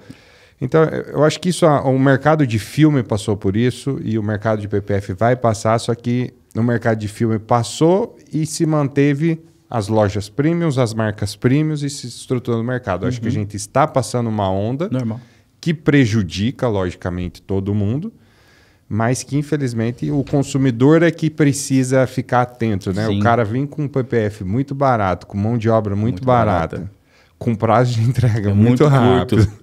Tem coisa errada. Tudo é um sinal de alerta, né? Você vai somando uma coisa com a outra... E no final das contas, não existe almoço grátis. Em lugar nenhum no mundo. Não existe, cara. Se tá muito barato, muito rápido e o cara prometer um produto de 10 anos... cara, não existe isso, né? Um produto de 10 anos, ele é caro. Uma mão de obra bem feita leva tempo, né? Um exemplo que eu uso também da Rolls Royce é isso. Você pede um Rolls Royce, eles vão entregar na sua casa daqui 2 dias? Não, são meses para os caras ir lá. Os caras dão 10 anos e tem 6 meses de CNPJ, 3 meses. Você entendeu? Não faz sentido. Tem coisa que é escancarado que não faz sentido, né? Me assusta também muito, né? Principalmente essa leva que a gente está agora, né? De muitas concorrentes, principalmente com produtos inferiores mesmo, Sim. né? Por conta do consumidor final mesmo. Que nem você. Ele não sabe, né, cara? Você nem sabia que estava usando e amarelou em 3 meses. É isso aí. Imagina você fazer um retrabalho com o seu cliente que você já fidelizou para você dizer o porquê, o motivo que o PPF amarelou. É que nem vários outros clientes, assim, que falam, putz, eu nunca tive problema com a New X. Terminei ganhando uma bobina aqui, porque chegou um material novo e amarelou em 1 mês.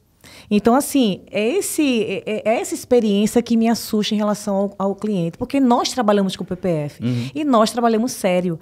A gente investiu de fazer testes em laboratórios, né? Sim. A gente investiu para fazer testes também na prática. Então, a gente tem um produto premium. Sim. E a gente vai permanecer com esse produto premium que a gente veio para ficar. E isso leva tempo, né?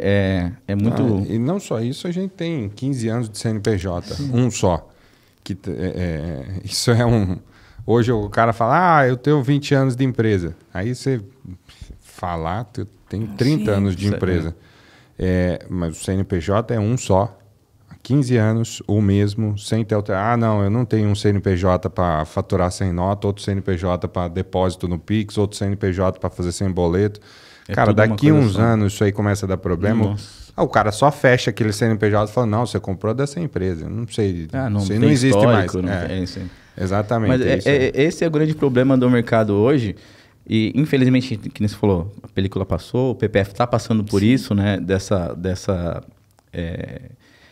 Esse momento que a gente está passando agora, que tem esse boom, todo mundo quer fazer PPF, aí um monte de gente descobriu que dá para trazer da China, vai aplicar nos carros do cliente, só que isso vai dar problema. E depois a gente que se mantém, né? Com produto bom, com mão de obra boa, a gente só precisa continuar. Porque daqui a pouco esse cliente que teve uma má experiência, ele vai ficar sabendo que realmente o produto foi um produto ruim que usaram no carro dele, vai querer ver se realmente tem como aplicar um produto melhor, fazer um acabamento melhor, e ele vai acabar batendo na nossa porta mais cedo ou mais tarde. Aquela hora o Anderson falou dos concessionários, e é muito isso. A gente acabou criando um processo tão bom que, assim, qual que é o problema do concessionário? O concessionário tem a tal da nota, né? A nota do cliente é Deus no céu, é a nota do cliente na terra. E aí a gente começou a fazer os PPFs e a entregar para o carro do cliente, bonitinho, certo, nenhum problema, bacana. Só que aí começou com esse negócio de, não, tem que ser mais rápido, tem que ser para ontem, tem que ser mais barato. E começaram a fechar com outro pessoal, com outros aplicadores. E aí começou a dar retorno. Aí o que aconteceu? A nota deles começaram a cair. Porque aí o cliente vai lá e reclama, não, fiz um PPF, e aí deu problema. Pesquisa aí a nota de satisfação. Pesquisa de satisfação. E aí o que acontece? Ninguém quer problema com pesquisa de satisfação porque a concessionária perde bônus. Aí o que acontece? Aí voltar, não, faz com a gente. É melhor você fazer menos e não ter problema no pós-venda, porque você querer fazer 70 mil carros, vender todos os carros que rodam na concessionária por mês, e no final das contas, todos os carros voltar a poder ficar fazendo retrabalho. Aí é cliente parando o carro, reclamando que o material não presta, que soltou. Porque o cliente, no final das contas, ele não quer saber se o erro foi do instalador ou se o material é ruim. Ele quer que o problema seja sanado. Entendeu? Na concessionária, acabou, depois a gente, desses pequenos problemas que eles tiveram, eles acabaram voltando pra gente de novo. Falei assim, não, a gente prefere agendar, que a gente trabalha bastante com agendamento, né? A gente não, tipo assim, fechou hoje, faz amanhã. Não, agenda. Tudo é agenda, né?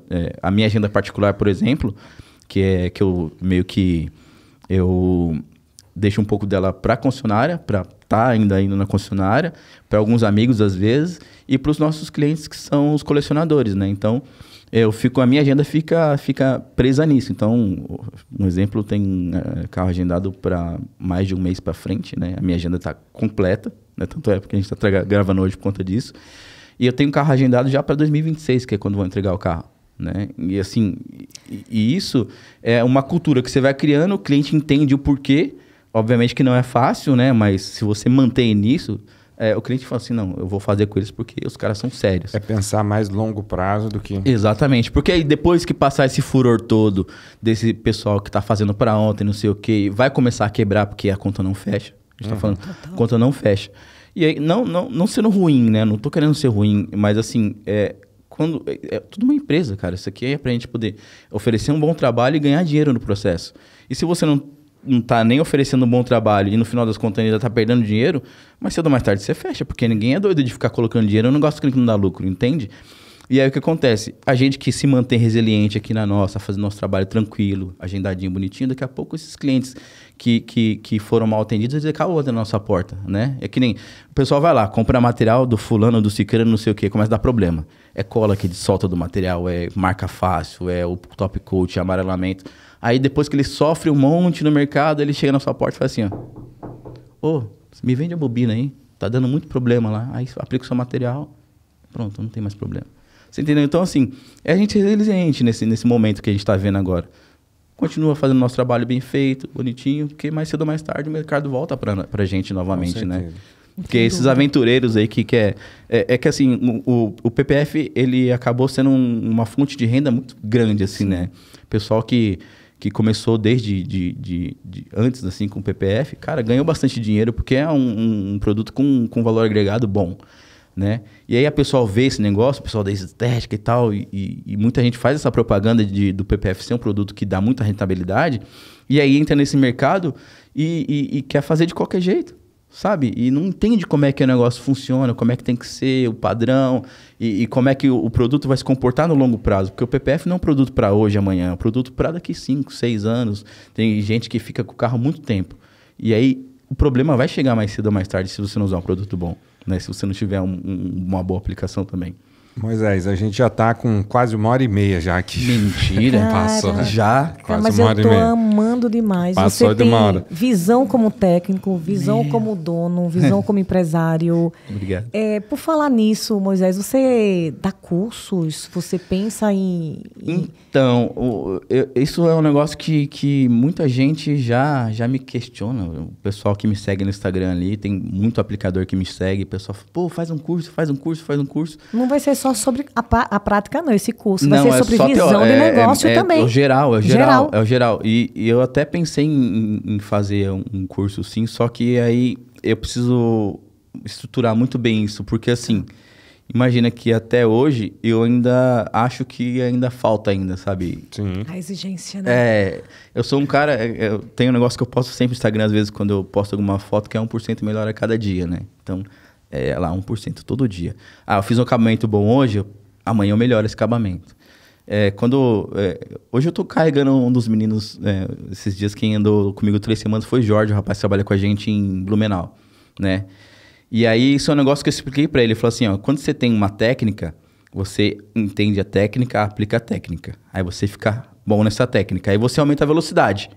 Tudo é assim. Aumentou a velocidade, aí você muda a técnica, aprimora ela. Aí você acostuma com aquela técnica, certo? E aí você ganha velocidade nessa técnica. Aí você muda a técnica, sempre aprimorando.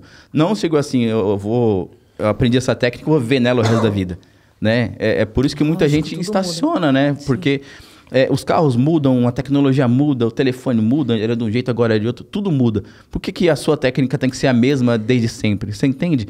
Só que assim, não dá para você ter velocidade se você não pensar na qualidade primeiro. Primeiro a qualidade, ficou bom naquilo, aí você aumenta a velocidade. Aí qualidade de novo, ficou bom naquilo, aí velocidade. Porque não tem como você fazer um negócio bom e rápido ao mesmo tempo. Não tem, você tem que primeiro habituar com aquela qualidade para você melhorar a velocidade nisso, né? E ele passou essa semana comigo e ele falou assim, pô, agora eu te entendo. Aí ele fala assim, o problema é que agora tudo que eu vou fazer para mim não tá bom. Né? Então, isso é importante. Não na loucura de, tipo assim, nada, tudo não presta. Não, mas não isso, mas sim, em procurar sempre o detalhe. Né? Porque assim, eu falo para todo mundo, aplicar o produto é fácil. Você vai lá, põe o produto, espatula, beleza. O que mata é o acabamento. É no acabamento que você vê se o profissional é bom ou não. Né? Então, o acabamento é uma construção. É um pouquinho. Um pouquinho aqui, um pouquinho, até você chegar no acabamento que te agrade. Aí depois daquilo você vai melhorando, até chegar num ponto que o pessoal olha assim e fala assim, pô, que nem eu tenho vou falar do alemão, meu chocolate branco sem ser você. Eu conheci o Rex, né, enfim... o filho, né? O filho do Klaus. Klaus. O filho do Klaus. E aí, o que aconteceu? A gente conversava, eu fiz uns trabalhos para ele, depois a gente conta essa história em um outro momento. Sim. Mas eu quero chegar no seguinte, uma vez ele estava na loja e chegou um carro que eu fiz lá. Eu fiz uma RAM, acho que cinza, alguma coisa desse tom assim. E o carro lá chegou, acho que para fazer um reparo numa porta do que o cliente tinha batido, se não me falha a memória. E aí esse carro chegou lá com o PPF e ele foi olhar o carro. Ele olhou o carro, aí viu que o carro tinha full PPF. Aí ele pegou o telefone, já sabia da minha qualidade, né? Aí me mandou mensagem, Moisés, tudo bem? Você fez uma RAM aqui em Blumenau? Eu falei assim, fiz algumas. E aí eu falei assim, me manda o chassi que eu vou ver se esse carro foi eu que fiz. Ali, porque eu tenho um controle de chassis, né? Aí ele mandou o chassi, eu falei, não, foi eu que fiz, tal data assim, acessada, por quê? Cara, ele começou a me xingar no telefone. Não sei o quê, Cara, não dá pra ver o acabamento, não tem marca de... Você entendeu a loucura? Então, assim, não é pro instalador que eu tô fazendo isso, né? É pro cliente, é pra mim. Quando você faz um bom trabalho, sim, ele atende um âmbito geral, né? Não é só... não, tem gente que fala assim, vai fazer um bom trabalho porque o instalador vê, não te xingar. Não é isso. É um geral, entendeu? O cliente fica satisfeito, você fica satisfeito com o que você entregou, não te dá dor de cabeça. Quando alguém vê o seu trabalho pronto, o cara vai te elogiar, fala assim, cara, pô, que bacana, eu não sabia que dava para fazer isso com o material. Tem muita coisa que eu faço, muita peça difícil, que o pessoal olha e fala assim, cara, eu não sabia que o material chegava até aqui, eu não sabia que dava para fazer isso, eu não sabia que dava para fazer assim. Mas é porque às vezes eles também não querem mudar a técnica, eles não estão ali, né? Eles ficam só na mesma. Mas é limitação de tudo, de cada um, né? Tem gente que para no tempo, né? Exatamente. E tem aquelas outras pessoas que viram exemplo. Sim, e aí... E você é típico disso. Você vira um exemplo não só para os outros, mas para você mesmo, sim, entendeu? Você é exigente, tem que ser mesmo. E tem que estudar mesmo, tem que ter um olhar crítico. E aí, pensando no curso para fazer, né, com o pessoal, eu fico pensando nesse geral, sabe? Que a gente comentou um pouco da parte teórica, sim, explicar o que é o material direitinho. A água também, isso aqui, cara, é fundamental o cara entender como a água funciona, sabia? Para aplicar um bom PPF e para ser mais rápido também. Porque você imagina que eu faço um full PPF com todos os detalhes, com maçaneta, com grade, com friso, com o que tiver, e eu dou acabamento tudo na hora. Eu não faço assim, isso foi outra coisa que eu também comecei a fazer e dá muito resultado. É peça por peça. Eu faço um para-choque, eu faço o para-choque inteiro. Já aplico, dou acabamento, faço as partes pretas, monto tudo e deixo o para-choque de lado. Aí faço o capô, faço os faróis, para-lama e monto tudo. Quando eu monto, tá tudo pronto. Tipo assim, não tem esperar secar para dar acabamento. É tudo na hora. Se eu faço um capô, eu já faço o capô, já enxago as bordas, já faço a dobra e tá pronto. Que aí eu não preciso ficar revisitando a peça e eu economizo o tempo. Tempo que eu gasto em peças pequenas. Entendeu? Então tem toda uma lógica. Então, para fazer um curso, para falar assim que eu vou fazer, só para falar assim, não, você vai esticar aqui e espatular, para mim não tem interesse. E para montar um curso desse demora, cara, porque é muita coisa assim envolvida, teórica, técnica, posicionamento de material. Uma coisa simples é que eu vejo muita gente fazendo em para-choque de Porsche, né? Para-choque de Porsche ele é redondinho, né? E aí o que acontece? O pessoal pega o material reto aqui, ó, e estica o material até o material cobrir a parte de cima. Lembra que a gente falou que o material estica, perde gramatura e tudo mais? Então, se você usar o material nessa posição aqui, você já tem um ganho de gramatura gigantesco.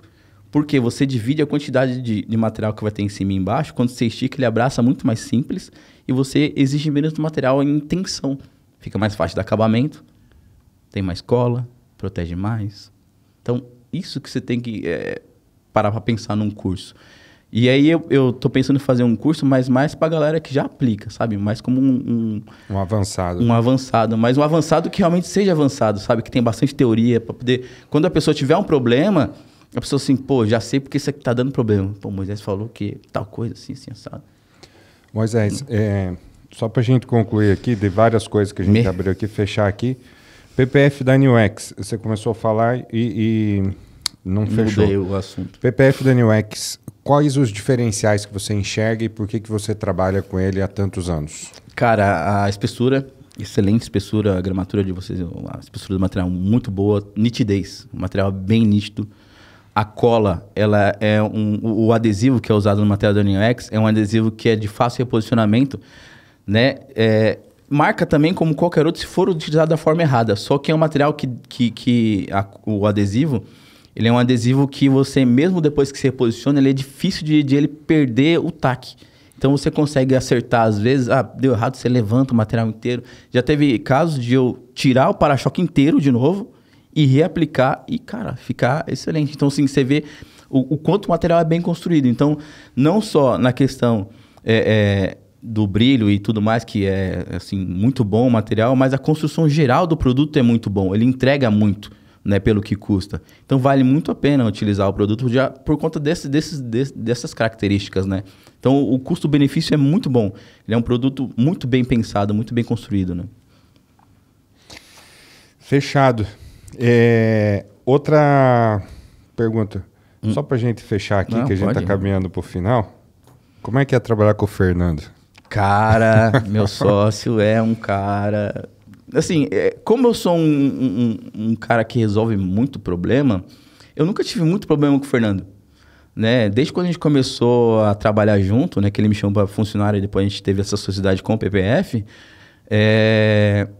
por eu ser muito resolutivo, eu nunca tive muito problema, né? Mas ele é um cara, assim, muito exigente, sabe? Aquele cara que cobra forte, sabe? E eu sou muito assim. Então, cara, ele fala, Moisés, tem que fazer não sei o quê. Cara, eu nem ligava. Ia lá, resolvia o problema. Quando voltava, estava tudo certinho. Mas deu certo? Deu. Se eu não te ligar, porque deu certo. Entendeu? Então, assim, a gente se deu muito bem porque eu sou muito exigente nas coisas também. Ele também é, né?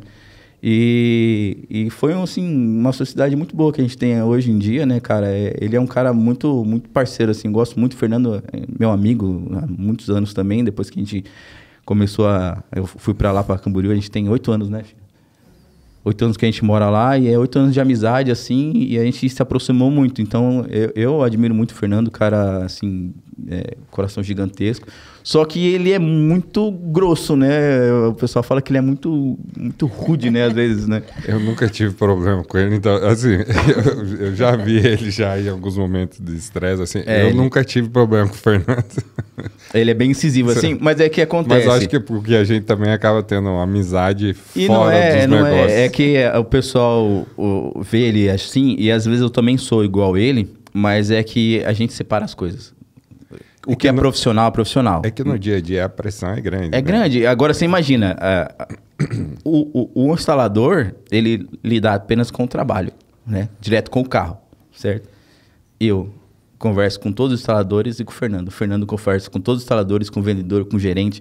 Então, você imagina a quantidade de informação que tem na cabeça da gente todo santo dia, né? E aí, pô, você fala pro cara fazer uma coisa, nós tem que fazer X. Aí o cara vai e faz Y. Você fala assim, não, então é pra fazer isso aqui. Cara, chega uma hora que a gente já tá tão de saco cheio que a gente dá uma explodidinha de vez em quando. Não num âmbito de como é que fala? De menosprezar a pessoa, nada disso. Mas a gente é mais incisivo. E aí tem gente que leva isso, às vezes vê a gente um pouco mais alterado, né? E acha que a gente, né? Nossa, os caras estão malucos. Mas não é que a gente precisa ser um pouco mais incisivo para o cara entender que a gente tá falando sério, né? E aí, o Fernando, ele é muito assim, ele vai na boa, vai no banho-maria, mas, cara, quando ele explode também, cara, sai da frente, porque o bicho solta os cachorros, e depois ele vai lá e fala assim, cara, não é pessoal, não leva pro coração, é profissional. A gente precisa ser incisivo, porque senão daqui a pouco é casa da mãe Joana. Todo mundo faz o que quer, do jeito que quer, na hora que quer, e aí, cara, a gente não consegue mais ter controle, ainda mais quando você lidar com mais de 20 pessoas, né? Vocês também têm equipe gigantesca. Então, assim...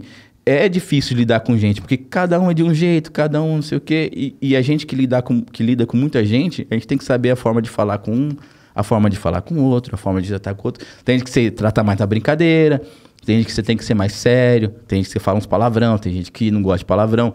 E administrar pessoas nesse meio é justamente isso, é você saber lidar com cada tipo de gente e tratar ela do jeito que ela quer ser tratada, né?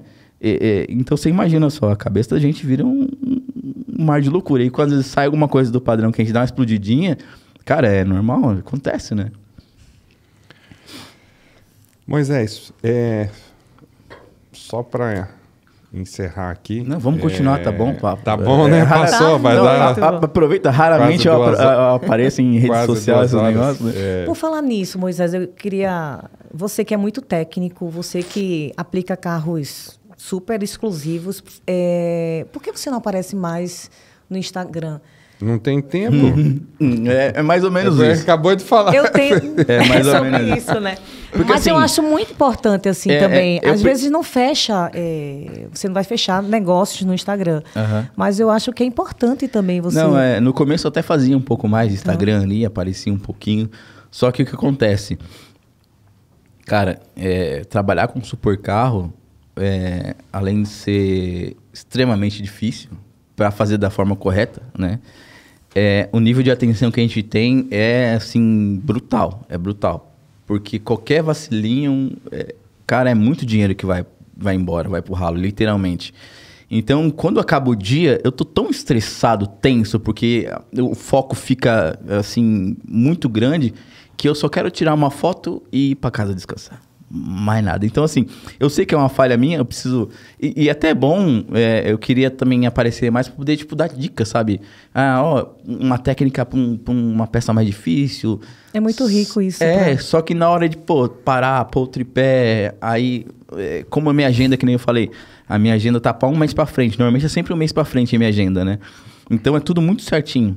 Então, qualquer minuto, às vezes, que eu gasto a mais ali 1 hora pra poder fazer e depois ter que editar vídeo pra postar, eu acabo não fazendo porque eu acabo gastando no carro, né? Ali na... Eu te dou uma ideia, posso? Claro. Porque você não faz uma apresentação do carro, você falando da Gabi, ou do Lula, ou do Faustão. Ou você O cara muito bem. O cara é um humorista também, né? Deus o livre, né? Olha Já aí, pensou, ia viraliza. Companheiros e companheiras, eu aplicando um carrinho, né? Faltando meu dedinho. Pode falar do dedo ou não? Ele tava imitando a Gabriela. Entrevista a Rafa aí. Ela, meu Deus, Como é que é isso aí? Só pra maravilhoso. fechar Não, o tem que programa começar o aqui com um podcast pouco de ela. humor. Tem que começar o podcast com ela. Não, pelo amor de Deus. Como Eu já quase não apareço, ainda vou passar uma vergonha ali em âmbito nacional. O problema é que, assim, depois que você grava um negócio desse, aí não tem mais como desgravar, né? Não tem. Então, por favor, você me promete... Entrevista a Rafael, por gentileza. Não, então eu vou ter que...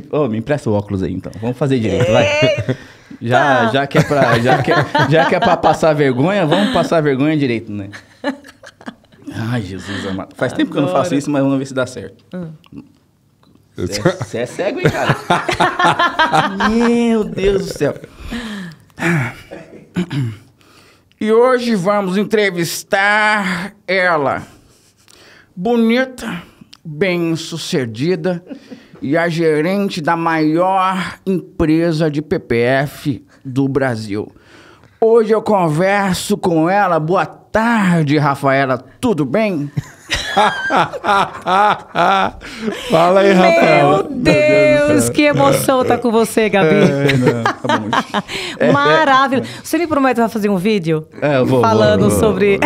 Se eu faço alguma coisa do tipo, meu Deus do céu, eu já vou... Amei Aí, demais. toda essa construção agora de profissionalismo, foi tudo por terra agora, né? Depois dessa apresentação, né? Já me lasquei, já. Ó, o menino tá até vermelho ali já, ó, de rir. Parecendo um camarãozinho. Maravilhoso, Não, mas, maravilhoso. eu sou muito técnico, sim. Sou muito incisivo com as coisas. Sou meio chato mesmo, mas eu também Tem que ser. sei brincar um pouquinho às vezes, fazer umas palhaçadas. E tirando um pouquinho disso, e o Moisés Pai? Hoje, Dia dos Pais, estamos aqui né? todos juntos. Só para contextualizar o Vai lá. pessoal, hoje é domingo, Dia dos Pais. O programa vai nessa semana, ao ar na quarta-feira, mas a gente antecipou aqui para conseguir essa entrevista com o Moisés. Mas Obrigado. pode seguir aí, Rafa. E o Moisés Pai, marido, tá aqui sua esposa acompanhando você também. Sim. Tempo que falta também para você. E como é esse dia a dia de vocês, Moisés? Cara, eu penso na vida mais... como é que eu digo? Eu gosto de estar onde eu tô. Que nem a gente tá aqui agora, né? Pra mim, eu tô vivendo isso aqui. É importante, assim, a pessoa tá onde tá, né? E como eu viajo muito, às vezes minha esposa, né? Como eu fico muito tempo fora, ela me cobra um pouco de ficar mais perto e tal. E eu entendo, concordo. Só que o que eu falo pra ela, assim, Fia, eu sei que às vezes eu falho um pouco em estar perto, mas quando eu tô. Cara, eu quero estar junto, a gente sai pra almoçar, a gente conversa, a gente resolve nossos problemas. Porque onde eu tô, quando eu tô trabalhando, eu tô ali. Esquece, cara. O mundo tá acabando e eu tô concentrado no que eu tô fazendo. A gente tá aqui nessa entrevista agora, eu tô aqui. Eu tô pensando no que a gente tá passando agora. Então, assim, Porque não adianta nada eu ter tempo, né, para fazer o que eu quiser e não estar no lugar onde eu tô com a cabeça longe, ou então pensando em outra coisa, preocupado com N coisas, para mim não vira. Então, assim, por mais que às vezes eu tenha pouco tempo com minha família, como pai, às vezes, mas meu filho sabe quem eu sou, meu filho tem muito da minha característica, meu filho, ele entende que toda vez que eu vou viajar, eu chego na caminha dele e falo assim, ó, filho, o pai tá saindo, vai viajar, tal dia eu vou voltar. E aí, quando tá próximo de chegar, que normalmente eu volto para casa na sexta-feira, ele fala com minha esposa, fala assim, ó, papai vem hoje, papai vem hoje. Então, assim, por mais que eu não tô presente sempre, eu tô sempre presente, mas em cabeça, em recordação. Às vezes eu faço uns negócios, mando uns presentes pra mulher. Então, assim, por mais que eu esteja longe, eu tô sempre perto, né? E eu acho que família é isso. Por mais que você não seja próximo de estar vendo todo dia, de estar ali todo dia, se você realmente se importa com o que você tem como família, não importa muito assim, a quantidade de tempo que você passa próximo, mas quando você passa um tempo de qualidade, né? Com qualidade. E eu acho isso muito importante. Minha família hoje é muito assim, eu sou péssimo com rede social, né? Já visto. Detesto o telefone, de tanto de ficar com... Mensagem eu detesto, ligação eu prefiro. Eu ponho o fone de ouvido e converso o dia inteiro se precisar. Mas com mensagem eu sou péssimo, então eu mando pouca mensagem, eu falo muito pouco por mensagem, eu me interajo pouco com rede social. Porque eu gosto mais disso aqui, ó. Poder parar, conversar, ter essa troca. Pra mim isso é mais importante. Na minha família é muito assim, às vezes eu passo 6, 7 meses sem falar com ninguém de casa, mas quando a gente se encontra, cara, a gente tá ali, sabe? A gente conversa, a gente tem essa troca real, né? Porque tem muita gente que às vezes passa a vida inteira com os parentes, mas não conhece direito quem tá dentro de casa, sabe? Não se importa, às vezes fica muito cômodo, né? A gente mora lá em Camboriú, é só eu, minha esposa e meu filho, né? Não tem ninguém da nossa família lá, né?